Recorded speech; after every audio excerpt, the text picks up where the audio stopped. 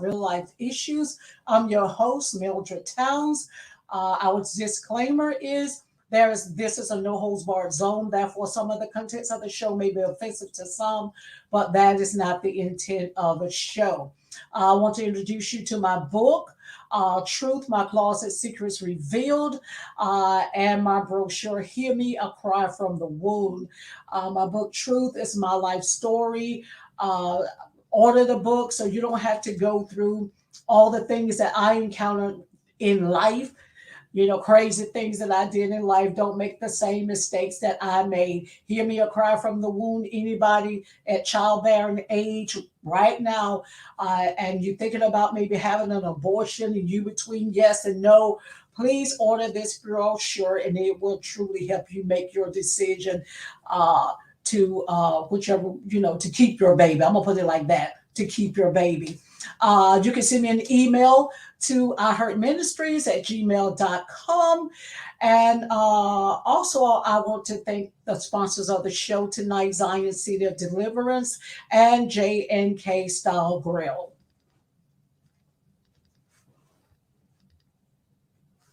What up, y'all? It's your boy Jeff on stage. We here at J&K Style and Grill with my main man. J&K Style Grill, home of the original waffle burger, stuffed wings, and Philly steak egg roll. The food was amazing, man. I'm talking about collard green stuffed chicken, mac and cheese stuffed chicken, waffle burger with the special sauce. With the special sauce. Come on, man.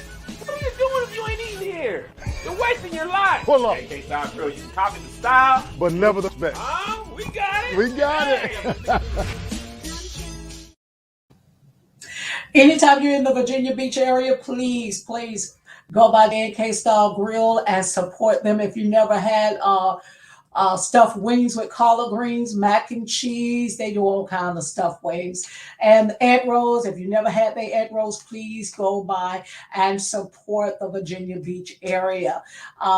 My special guest for tonight, I want to go ahead and bring her on, is Nadine Owens. Hey, lady, thank you for coming and being a part of the show tonight. Thank you for having me. Yes. Our topic for tonight, and I thought that this was a good topic for the show tonight, blessed through the stress, because it truly identifies you, who you are, and a lot of the work that you do, even though you may have gone through some things, but yet you're still blessed, yet you are blessed, you're prospering. God, I mean, you're such an example for so many other mothers who may have children with autism or Asperger, if I said that correctly, syndrome. You're such a inspiration to so many. I want you to go ahead and just introduce yourself. Wow. First of all, I would like to thank you for inviting me to be on your show. I was getting hungry. I was looking at the wings. First and foremost, I said, "Woo, those my weak spot." But anyway, my name is Nadine Owens, and I am the CEO of Our Brother's Keeper. And at Our Brother's Keeper, I help people with different abilities. And I also help women across the board to be the best them that they can possibly be. And I advocate, educate, bring awareness through education. I do events and I also do seminars. Now, my main mission and goal is to combat the overpopulation of group homes and nursing homes. And I feel as if we give the caregivers, the parents, what they need, they can be able to keep their loved ones at home and don't have to put them in a home or hospital or institution. Amen. So many people need that and need to know that and need to know how to be a caregiver to keep their loved ones at home. With your childhood, you said that you grew up in the projects, that your sister was your protector, and you stated that it was hard for you when your sister left. Talk about that. Oh, wow. Yeah, so it was only my sister and I. And we wasn't close growing up because she's just 2 years older than me, but still she was able to do things that I couldn't do. So I felt like when she was at home, I just felt like she was my protector with a lot of things. But at the age of 18, she did leave the home and she went and stayed with a friend of hers. And yeah, that was devastating because even though we got along sometimes, we got closer as we got older. It's like we best friends. We call each other every day and we talk all the time. But as growing up, we really wasn't, because she was just trying to do her thing and she didn't want me in the way. But yeah, it was really devastating when she left. I didn't have nobody to talk to, nobody to pick on, nobody to fuss at me. So yeah, it was a lot. And for some of y'all who don't know, well, I know all of y'all probably don't know, Dr. Serena is Nadine's sister. She was a guest earlier when the show first started. She was a guest on the show. So Dr. Serena is Nadine's sister. Her older sister that she's talking about was her protector when they were home. So you went to the Job Corps. There you met your husband. You got married. You know, talk about this, going to the Job Corps and what that was like. Well, no, at the age of 16, I did go away for 2.5 years, and then when I came back, I went to stay with my aunt, and my husband now, he lived upstairs, and we would see each other, and you know how men are, he'll flirt. And then he asked me to come over for dinner, and he was a good cook too. And he was a gentleman, and he knew how to treat a lady. And I just fell in love with him, his personality, how he put me first, and all types of stuff. Yeah. So that he knew how to hook me. Mm-hmm. So I guess that is reverse what they used to say. The way to a man's heart is through his belly. So the way to your heart was through your belly. Well, sort of, kind of, and being there. I love being catered. He catered. Do you want your foot rubbed? You know, you're hurting. He always asks your back. You want your back rubbed? So he really spoiled me to the point that when I came, he said, "Let me rub your feet." I wasn't used to that. Wow. Mm-hmm. Wow. So he knew how to really reel you in and get you there. And y'all still together. Absolutely. And how many years has it been? It would be, well, I've been knowing him 33 years. 33 years. That's a long time. That's a long time. A long time. Through the ups, the downs, the struggles, the disappointments, and you know, the hardship. You know, I just learned how to get through it. Just learn how to get through it. Now, sometimes, I mean, you know, people just can't. And being separated, and actually, I'm just saying divorce, you may have to come to those terms, right? To each his own. But if it's something that you can work on, and this is what I say, if the good outweigh the bad, okay, right, mm-hmm. And you know what you have. Is it something that can be worked on, something that can be fixed? If it's something that, you know, can change the relationship, that you all can come together and then grow together from that. So those are some of the questions. If you're married, and of course, we're talking about blessed through distress, kids with special needs, it was a lot. It was a lot for him to bear. It was a lot for me to bear. And of course, we kind of like went our separate ways. It was a lot. I didn't have no time for him. It was my time was the boys. Then I would ask him, okay, will you be with the girls? Because we still had girls that needed taken care of and attention that we had to provide for them. Yeah, so after you all was married, you got pregnant. So you have 2 daughters and 3 sons, mm-hmm. and the autism did not affect your daughters, but your 3 sons. Exactly. So I have a son he's 28. I have a son that's 26, and I have a son that's 22. Now the youngest one, 22, they diagnosed him with mood instability. meaning that any, have you ever heard of the term, he's a walking time bomb? Mhm.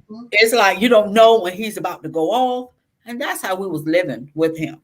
And it was very, very uncomfortable because I don't like, at my own home especially, walking on eggshells.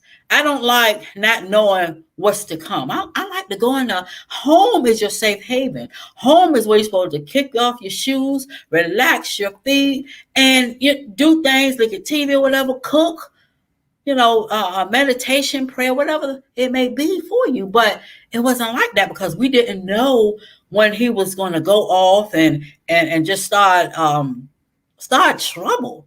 And I mean, when I say trouble, we don't like no, just starting it. I mean, it was full force trouble that lasts. And one time it lasted for like 2 days because he couldn't get over it. His mind was such fixated on things that happened in the past. Mhm. He was diagnosed, still is PTSD, but with him still a form of autism, which is Asperger, and Asperger is the more high functioning part. Now, when they say autism, I mean it's a broad. They look at it, the characteristics that comes under autism. One is sensory. Now, they say if you got sensory integration is some type of form of autism because it's a nervous feeling. You can't deal with a lot of people. You can't deal with just somebody telling you no. It's a lot of things that's hard for you to deal with ordinarily. Another child could be able to cope and deal with certain things and let stuff go. What they say, you may be mad at somebody else, but look, mama can chastise you, mama can beat you, Mhm. mama can call you all types of names. I wasn't that type of mother, I'm just saying. Yeah. But you will always love mama. It didn't matter. But for him, if you did something to him, just saying, oh, you can't do that, he'll never forget it. And that's the repetitive cycle that he would pretty much go through, on top of some things that he got exposed to that he wasn't supposed to be looking at, and it really damaged him. I have two friends back in Atlanta that have children. One of my friends, I never knew her son had autism until one day she just told me he had autism. He's able to function. He kept a job. He graduated high school. He graduated from college, and he's functioning on a job. And if you didn't know that he have autism, you just to look at him operating function, you never know it because I didn't. For years I didn't until she mentioned it. And I have another friend, her child got autism, and she said that he's able to make, like a peanut butter and jelly sandwich. And he's not really able to talk, but Correct. they can communicate. So, like with your children, did you see like a difference uh, in the three of them? That each one of them displayed something different when they were little children and made you say, okay, this one may have, a form of autism as well as this one and this one. Well, absolutely. At the age of one, I just started seeing some development delays in my son that really wasn't normal because I've been around kids. I mean, I raised my nieces and nephews. I was around my cousins and other friends' kids, and I saw the development. I can tell you from the wound, I knew something wasn't right, literally, because he never slept. And that was an issue that still lasts today. Mm-hmm. But that was something that had me concerned. And then when you have autism, the audio perception of you being able to look face to face and talk to someone is not there. You love art things like lights. You fixated with lights. You fixated with certain things that are lined up together, certain things that move differently. I'm just saying certain type of toys that don't have a loud sound, but you still can spin it and it's stimulating to them. So it's like more, and I hate to use the term awkward, but that's what it was, the awkward behavior that I saw. And my first child, and for my second child, I started seeing some things. He was pretty normal until he had the shot, but that's a different story. And I started seeing the climate from there. That was devastating. So I did have him tested as well. So I knew what to look for. What day was different. My second son did sleep, but he was extremely hyper. And I said, this sucker won't calm down. Something is really wrong. I mean, hey, he had me like this. But I was determined to find out what was going on with my boys. So the third one, I really didn't have no concern. Normal, slept well, babbled, looked at me, talked, wasn't hyper. But then it was something else that was kind of like, as time went on, dealing with the emotions. So he had a lot of emotional problems. And by them saying, okay, and matter of fact, it was a therapist who said, you ever thought about getting him tested? And I was upset with her. How dare you? My son is fine. Why would you say that? I'm already dealing with these two boys, and you trying to tell me my baby boy will have the same diagnosis? She was like, no, his speech is a little delayed, which I did know that. So I did get him tested, and they got him in school, so his speech was kind of delayed. But he can say little things. I tell you, at a young age, he can. I don't know where he learned it from, Mildred. I ain't cuss, but that I'm telling you, that little thing where boy started to cuss. And I'm like, well, where you get that from? They gonna think you got that from home. But we got him to help, and I was getting all of them help, and of course, it burnt me to the core. It was just too much. My determination became into my breakdown, my breaking point, because it was just too much to handle. Even though I was trying, even though I was doing everything I could to relax, not to worry about it per se, to stay calm, but my body was reacting in a different way. So did you have to, because I know you had stated that it affected you mentally and physically.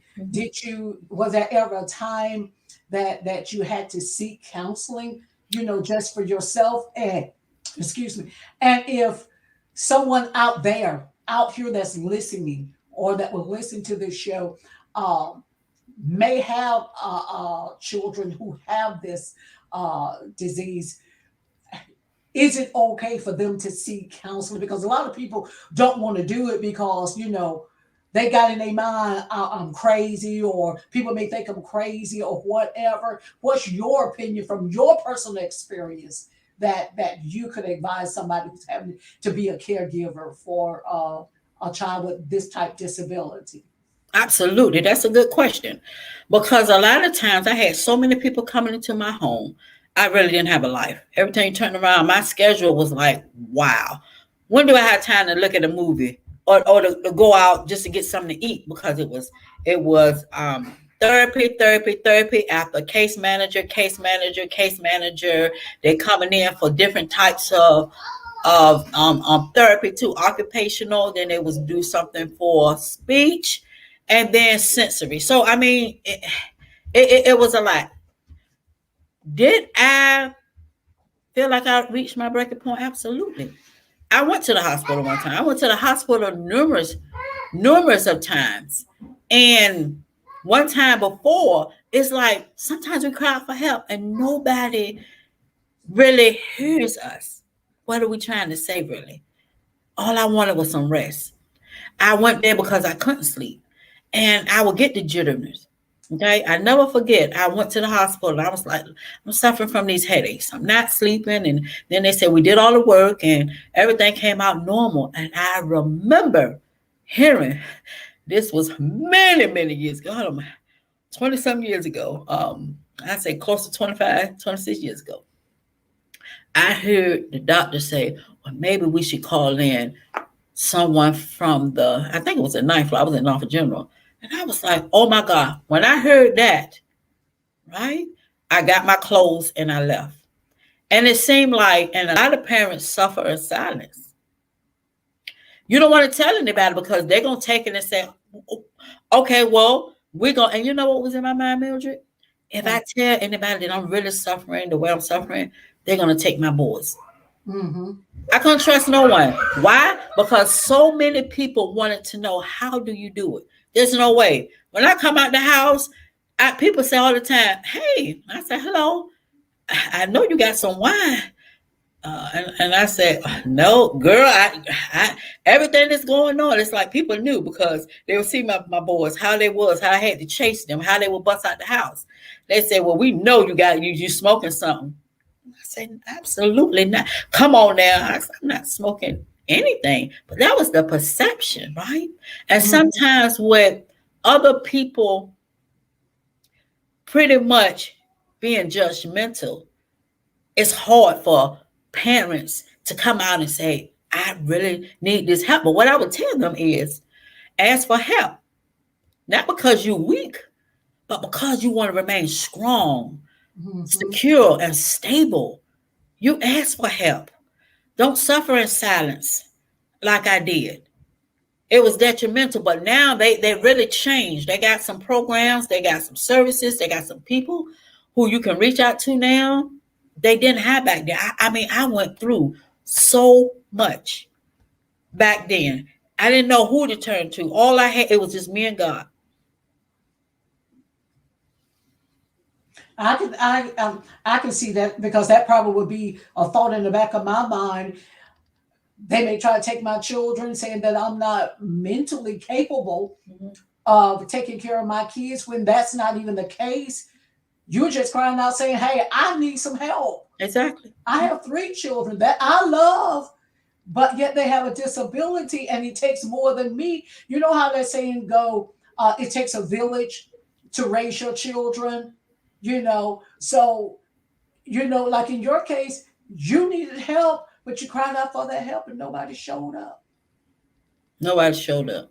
There was a time, I'm gonna tell you this right fast, that my son, and they wore Pampers for a long time. He got out the house, and like I told you about my nosy neighbors, somebody ended up calling the cops. He was at the park with a pamper on, and I was like, oh my goodness. So my other children was in the house, so I had to run out the house and go get my son. They called the police and CPS. Um, they started asking me questions, and they said, well, who was in the house? Meaning that if nobody was in the house, as you went and got your son, we're going to charge you. See, this is what I'm saying. What am I to do? I'm looking, I'm trying to take care of one child, the other child is running out or what so, but my mother was there. And bless her soul, when she was living, my mother was there. And I had to knock on the door and say, Mom, can you come out? And after that, and I told them what was going on. And then this is from somebody from social services. He said, well, I'm gonna try to get you some help. After I was telling him everything. But at first, like I said, let's don't be so quick to judge. Mm-hmm. Okay, that's just one incident. I'm just gonna leave it there as that. But until I told him, it's like I'm gonna try da da da da da, and he did because he did call me back, but that still wasn't good enough. See, and I've seen you with two of your children, and you such a blessing. You got just as calm as you are right now. That's how I saw you with your children. You just got this mannerism about yourself. Like in the time when other people and may even myself be pulling my hair out and saying, "Oh God, I can't do this." I cannot do this, and but you just calm, cool, collective, and God know who can handle what. God gave you your children because God specially created you to be able to handle what other people can, Hmm. what other people may not can handle, and you're such a blessing because that doesn't, which we're going to talk about this in part two, because that doesn't hinder the work God called you to do. You still do the work God called you to do. You still stand firm in what God called you to do. And it's just that's why I say you're such a blessing to so many other people who don't even have, children, handicapped children, or children with some type of disease. You're that I don't even know the proper word to even use, just to be in your presence is just a blessing. And I just want to thank you for coming this week. And I want y'all to tune in for part two. And Nadine, tell us how we can get in contact with you. Or somebody out there who may be going through what you have gone through or going through, and may want to contact you to talk to you. How can they contact you? Okay, best way to contact is through email, because I read my email every day and I will get back with you within 24 hours. Way sooner than that, but that's what I give you, 24 hours. And you can contact me at www.ibrotherskeeper.org. I'm sorry, that is the website. But the email is www.ibrotherskeeper24@gmail.com. And also, if you like to talk to me, you can call me 757-351-1310. Thank you, thank you. And I want you all to please subscribe to my YouTube channel, and that's I Heard Ministries, Saturday 4.22 Towns Guest. I would love to hear from you. Please email me if this show has been a blessing to you. Till next week, let the peace of God reign, rule, and abide in your hearts. I'm Mildred Towns. Thank you for watching.